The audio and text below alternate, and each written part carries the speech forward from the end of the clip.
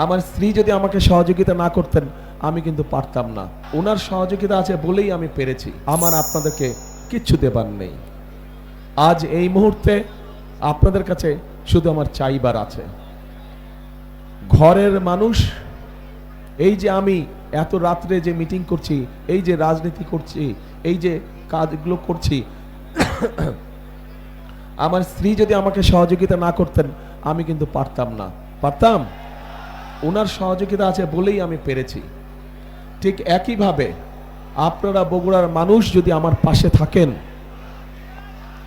আপনারা বগুড়ার মানুষ যদি আমার পাশে থাকেন, আমাকে যদি মানসিকভাবে শক্তি সমর্থন আপনারা দেন, তাহলে ইনশাআল্লাহ আমরা বাংলাদেশকে আগামী দিনে একটা সুন্দর ভালো শক্তিশালী অবস্থানে নিয়ে যেতে পারবো।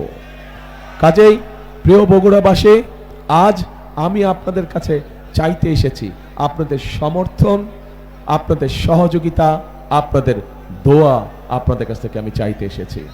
এবং এই সব কিছুর সাথে যেই কথাটা আমি সব জায়গায় বলি, যতগুলো নির্বাচনী সভায় গিয়েছি সব জায়গায় বলি, কারণ এই কথাটি আপনাদেরই আরেক সন্তান সবসময় এই কথাটি বলতেন।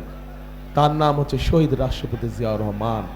উনি বলতেন, দেশকে গড়তে হলে আমাদের সকলকে ঐক্যবদ্ধ থাকতে হবে এবং ঐক্যবদ্ধভাবে আমাদেরকে কাজ করতে হবে। আমরা কাজ না করলে আমাদের দেশকে আমরা গড়ে তুলতে পারবো না।